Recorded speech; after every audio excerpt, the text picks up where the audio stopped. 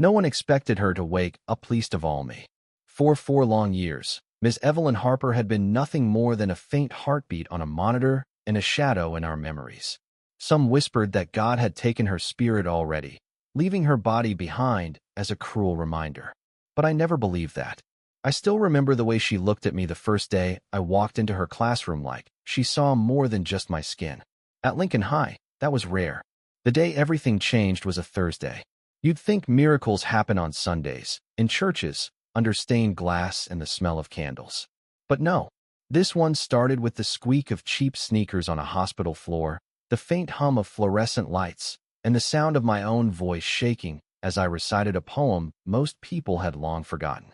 For years earlier, Miss Harper had been the English teacher everyone knew. Sharp-witted, endlessly patient, but fierce when it mattered. She didn't let anyone hide behind excuses. She saw through me in a way that was both uncomfortable and necessary. I was 16 back then, angry at the world, angry at my father for leaving, angry at my mom for working 2 jobs and still not being there, angry at every teacher who assumed I wouldn't amount to much because of where I came from, what I looked like, and the streets I lived on. Most of them saw a troublemaker. Miss Harper saw a writer. She shoved a book of Langston Hughes poems into my hands and told me, "You're going to read this. Not because it's homework, but because I think there's a voice in you that needs to be heard." I laughed in her face, told her poetry was for rich white kids and girls with too much time. But I read it anyway quietly, late at night, under the dim light of the kitchen, while my mom's tired breathing echoed from the couch. The words stuck to me. They followed me to school, to the bus stop, to the fights I almost got into but walked away from because I kept hearing one line in my head: "Hold fast to dreams, for if dreams die, life is a broken-winged bird that cannot fly." Then came the accident. She was driving home from grading essays at the cafe down the street when a drunk driver ran a red light. The impact crushed the front of her little blue Honda. They said she never even had time to hit the brakes. The school held an assembly. People cried. Some kids pretended to. Teachers wore black. The principal said, "She may never wake up." I stopped writing after that. It was Nurse Delaney who told me about the new compassion therapy trial, how they were trying to stimulate long-term coma patients with familiar voices, music, and memories. I didn't think I was the right person for it. Why would I be? She had real friends, real family. But the nurse insisted. "Sometimes, the unexpected voices are the ones that reach the deepest," she said. And that's how I ended up standing beside her hospital bed on that Thursday afternoon, clutching a battered copy of the collected poems of Langston Hughes. She looked the same, yet not. Her hair had thinned, streaked more with gray. Her skin was pale, almost translucent, like paper left too long in the sun. Her hands lay still on the blanket, nails neatly trimmed by someone who cared. Machines beeped softly, keeping rhythm with her breath. I opened the book to the poem she made me memorize all those years ago. My voice cracked on the first line. "Hold fast to dreams." I thought about the last conversation we'd had, how she told me I had a choice: to let the world tell my story or to write it myself. For if dreams die. I remembered her smile when I got my first B+ in English, how she high-fived me like I'd just won an Olympic medal. Life is a broken-winged bird. I swallowed hard, fighting the burn in my throat. If that cannot fly, something happened. At first, I thought it was just the light shifting through the blinds. But then her fingers twitched. Just once. The nurses noticed. One leaned forward, her eyes wide. "Keep going," she whispered. So I did. I read the next poem, and the next. My voice grew stronger, steadier. And then her eyelids fluttered. It wasn't dramatic, like in movies. No sudden gasp or flood of tears. Just a slow, painful effort, like each blink cost her everything she had. But when her eyes opened, they found mine immediately. Her lips trembled, and in the faintest whisper, she said, "You kept writing?" I laughed and cried at the same time, because she didn't even ask where she was or what happened. She asked about the words. What I didn't know then was that waking her would unleash a storm, questions about why no one had reached out sooner, why her voice had been silenced in more ways than one, and why my reading had broken through when doctors, technology, and therapy had failed. But I also didn't know that this moment would change my life forever and hers. Because the story didn't end with her waking up. It began there. The room erupted into a quiet chaos the moment the monitor beeped differently. Nurses moved with urgency, checking her vitals, adjusting tubes, shining lights in her eyes. I stood frozen, still clutching the book like it was the only thing keeping me from falling apart. She didn't take her gaze off me. Her eyes, once sharp and alive in the classroom, were now clouded, but there was still something there. Recognition. Connection. "Ms. Harper, can you hear me?" a doctor asked, leaning close. She gave the tiniest nod. The room fell silent again, as if everyone was afraid to scare her back into the darkness she'd just climbed out of. And then she said my name. Not just my full name. First and last, the way she used to call me when I was about to say something smart-mouthed in class. Malik Johnson. Her voice was barely above a whisper, but it hit me like a punch. The doctor looked between us. "Malik, you said you were a former student?" "Yeah," I said, my throat tight. "She taught me English. MS." Harper's lips curved into something like a smile, but it was faint, like she wasn't sure she remembered how. "Best writer," she breathed. That was it for me. I broke. The tears came before I could stop them, hot and unrelenting. I turned away, embarrassed, but Nurse Delaney touched my shoulder. "It's okay," she said. "She knows you're here." Over the next few hours, I sat in a chair by her bed while the medical team ran tests. They asked her simple questions: her name, the date, where she was. She couldn't answer all of them, but when they asked what year it was, she guessed 2019. They didn't tell her right away that it was 2023. I don't know if they were trying to be gentle or just avoiding the shock. But I could see the confusion in her eyes as she looked around at the masks hanging from nurses' necks, the new machines humming beside her, the sense that time had marched on without her. When the doctors finally cleared the room, it was just us. She looked at me for a long time before speaking again. "You didn't give up." "On what?" I asked. Her eyes softened. "On you." I didn't know how to respond to that. I had given up on a lot of things: on my father, on school for a while, on believing that people could really change. But maybe she saw something I couldn't see yet. "You remember the last thing you said to me?" she asked. I frowned. "Not really." She closed her eyes for a moment, like she was replaying it in her mind. "You said, maybe one day I'll write something worth reading. And I told you. You already had." The memory hit me like a brick. I had written a short essay about my grandmother's hands, how they told stories in scars and calluses. She'd circled almost every line, not to correct it, but to underline it, to show me where it was alive. I didn't realize it then, but that was the first time anyone had told me my voice mattered. I visited her every day after that. Sometimes she was awake, sometimes too tired to talk. The hospital room became its own strange little universe: white walls, the steady beep of machines, and the slow, stubborn return of a woman who had once been unstoppable. Word got around that Ms. Harper had woken up. Teachers came. Students, too, some who had graduated years ago, some who'd barely known her but had heard the stories. But it wasn't all sweet reunions. One afternoon, I walked in to find her staring at the TV news, her face tight. The headline read, "Local school board accused of discriminatory hiring practices." "They're still doing it," she said quietly. "Doing what?" Her jaw clenched. "Making sure teachers who look like you don't get hired. Or if they do, they don't last." I didn't know what to say. She'd always been bold about calling out injustice in the classroom, sometimes too bold for the administration's taste. I remembered how she'd fought for new books when the ones in our classroom had pages missing, how she refused to let the curriculum erase Black authors, how she got written up for letting us discuss police brutality in class. And now, seeing her alive, I realized something. The accident had taken 4 years of her life, but the world she came back to hadn't changed nearly enough.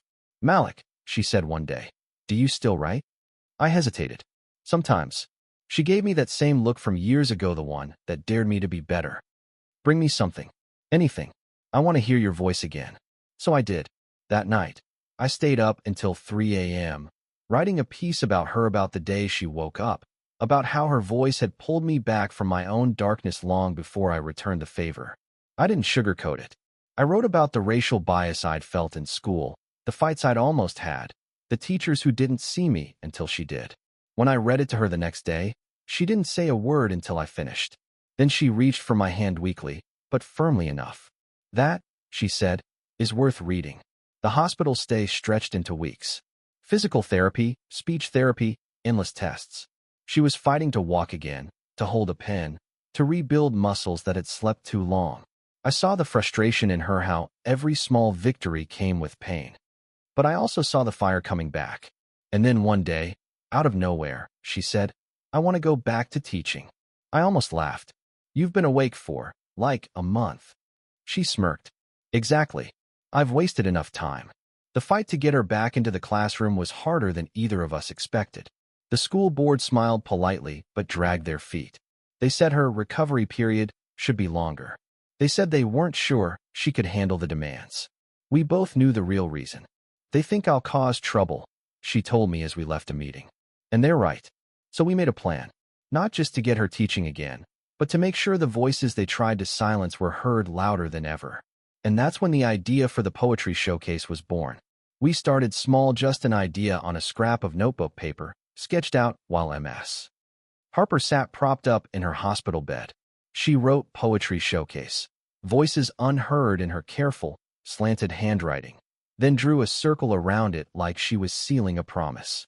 "It's not just about poems," she said, tapping her pen against the paper. "It's about telling the truth. Every voice we can get, students, alumni, teachers, anyone who's been silenced." "And you think the school board's just gonna let that happen?" I asked, raising an eyebrow. She grinned. "They'll hear about it when it's too big to stop." The first obstacle was finding a space. The school auditorium was out, they'd never approve it. The public library's meeting room was too small. That's when I remembered the old community center on Ashland Street, the one that used to host open mic nights before funding dried up. When I told Ms. Harper, her eyes lit up. "Perfect. It has history." The next week, we were there with keys borrowed from the center's janitor. The place smelled faintly of dust and wood polish. Rows of folding chairs leaned against the wall, and a little stage stood at the front, its floor scuffed from years of footsteps and stories. "This," she said, running her hand along the stage edge, "is where it's going to happen." We made flyers bright, bold, unapologetic. At the top, in huge letters, "Poetry Showcase, Voices Unheard." At the bottom, a line Ms. Harper insisted on adding. No one turned away. "Every truth welcome." I posted them at bus stops, corner stores, coffee shops, even taped one to the lamppost outside the high school. Within days, word spread. The first person to sign up was Ava Thompson, a junior who'd been suspended twice for disruptive behavior. That was really just her refusing to stay silent about racism in the cafeteria. She brought a poem called "Salt in the Wound" that made my chest ache. Then there was Mr. Ramirez, a retired teacher who'd been quietly pushed out after speaking against biased testing. His poem was in both English and Spanish, and when he read it to us in rehearsal, Ms. Harper had to wipe her eyes. We had rappers, spoken word artists, even an elderly woman from my block named Mrs. Green who wrote a piece about segregation in the 1960s. The lineup was electric. But it wasn't just excitement in the air, there was pushback, too. One afternoon, while I was stapling a flyer to a bulletin board near the school, Principal Lawson walked by. He stopped, adjusted his tie, and looked at me with that polite but disapproving stare he always used. "Malik, I hear you've been organizing something." "It's a poetry showcase," I said evenly. He frowned. "I hope you understand the importance of presenting a balanced perspective." "Balanced?" I asked. "You mean watered down?" He sighed. "I mean respectful. Productive dialogue." I almost laughed. Respectful. Productive. That's what they called it when they wanted to make sure the truth didn't sting too much. When I told Ms. Harper, she shook her head. "They're nervous. That means we're doing something right." But I could see the tension in her shoulders. She was still recovering, still walking with a cane, still tired after a couple of hours of activity. The last thing she needed was a public fight with the school board. Yet she didn't slow down. The night of the showcase came faster than I expected. The community center was packed, folding chairs filled, people standing in the back, kids sitting cross-legged on the floor. The smell of coffee and fresh-baked cookies from the bake sale table mixed with the faint scent of stage lights warming up. I was backstage, pacing. My palms were sweaty, and my poem felt too small for a night like this. Then Ms. Harper appeared beside me.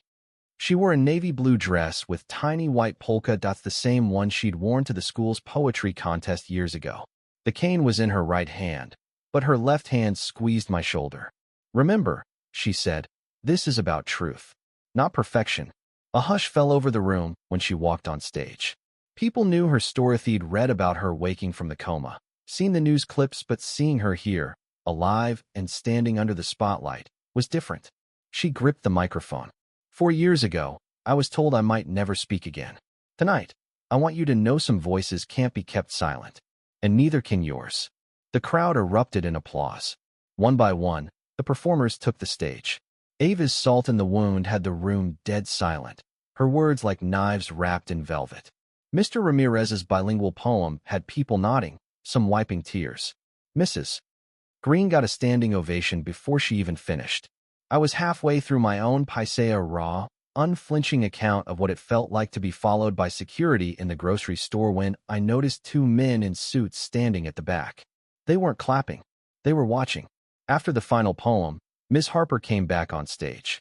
I want you all to remember, she said, that truth-telling is an act of defiance in a world that wants you quiet. Tonight, you were loud, and I am proud. The applause was thunderous. But as the crowd started to leave, the two men in suits approached. One introduced himself as a representative from the school district. That was quite an event, he said. But you should know some of the content tonight could be seen as inflammatory. Miss Harper's eyes didn't flinch. If the truth is inflammatory, maybe the problem isn't the truth.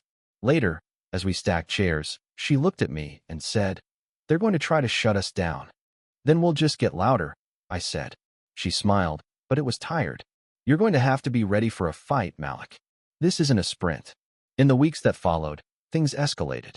The district sent letters warning her about inappropriate extracurricular activities. Flyers started disappearing from store windows. The local paper ran an editorial questioning whether the showcase was divisive. But the opposite happened in the community. More people wanted to get involved. Churches offered meeting spaces. A local bookstore offered to host monthly readings. Students started submitting poems anonymously to be read aloud. It was like a door had been kicked open, and people weren't willing to let it slam shut again. One afternoon, Ms. Harper called me over to her apartment. Her living room was littered with papers, poems, essays, short stories, all written by students past and present. "I've been thinking," she said. "We should publish these. A book. Every cent goes back into funding more events." "That's huge," I said. "And expensive." She handed me a worn envelope. Inside was a check. "From the settlement," she said simply. "The driver's insurance paid more than I'll ever need. I want to use it for something that matters." And that's when I realized this wasn't just about poetry anymore. It was about reclaiming space, rewriting the narrative, making sure our voices didn't fade. The fight was just starting.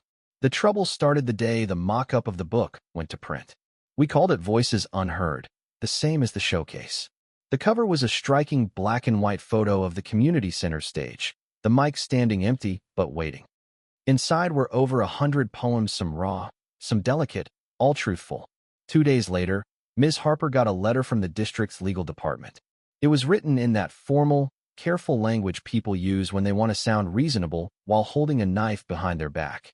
They claimed the book potentially contained defamatory material about the district and may create unnecessary tension within the school community.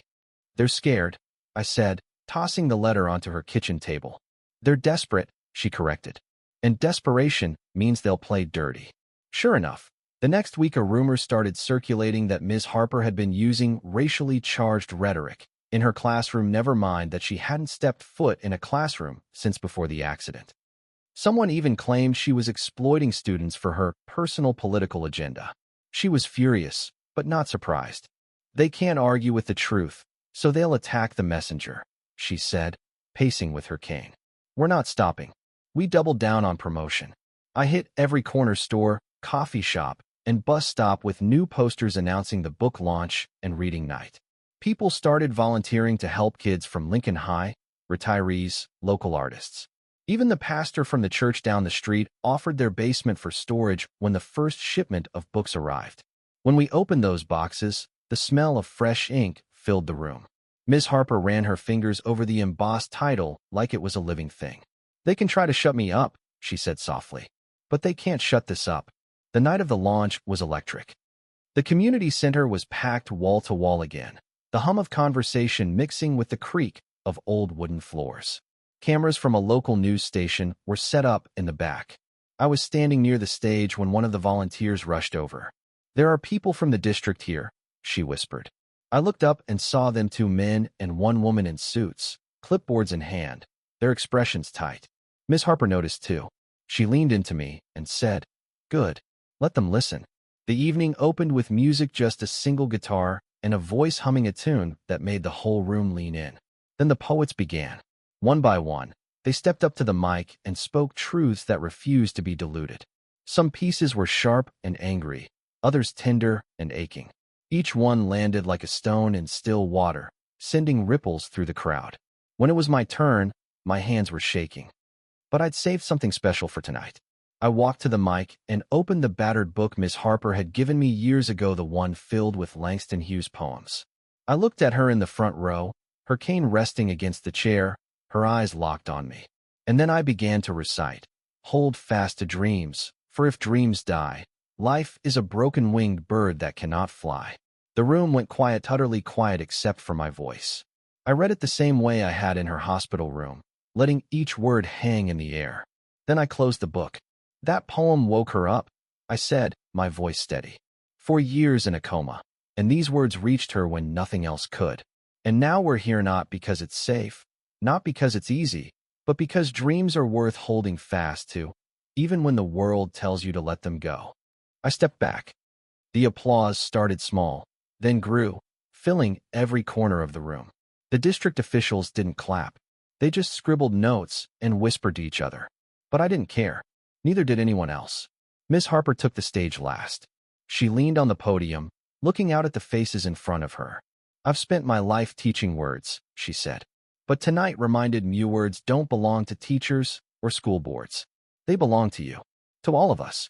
And if someone tries to take them from you, you don't whisper. You shout." She lifted the first copy of the book high above her head. "This is proof they can't erase you." The cheer that went up was deafening. The district never officially banned the book. They knew it would only make it more popular. But they didn't approve it for use in classrooms either. That was fine. We didn't need their approval. Within a month, we'd sold out the first print run. Orders came from other states, other cities, from teachers who wanted their students to see what real, unfiltered voices looked like. In the months that followed, the showcase became an annual event. The book became a series, with each year's edition adding more voices. Ms. Harper never made it back to teaching full-time. Her health wouldn't allow it, but she became something else. A mentor, a guide, a living reminder that silence is never neutral. As for me, I kept writing, and performing, and organizing. Somewhere along the way, people started calling me an activist. I wasn't sure if I deserved the title, but I kept showing up anyway. 1 year after the first showcase, we held the event outdoors, under a string of lights in the community center's courtyard. The air was warm, the smell of barbecue drifting from a food truck parked nearby. Ms. Harper was there in her wheelchair this time, smiling at the crowd. When I finished my set, I walked over to her. "You know," I said, "this all started because you gave me a book." She laughed. "No, Malik. It started because you read it." We sat there for a moment, watching the next poet take the stage. And for the first time, I realized she wasn't just the teacher who woke up when I recited a poem. She was the teacher who taught me how to wake up, too. And I knew then that neither of us would ever fall asleep again, not where it mattered. Thank you for listening. If you find it interesting, please like and subscribe to follow the next stories.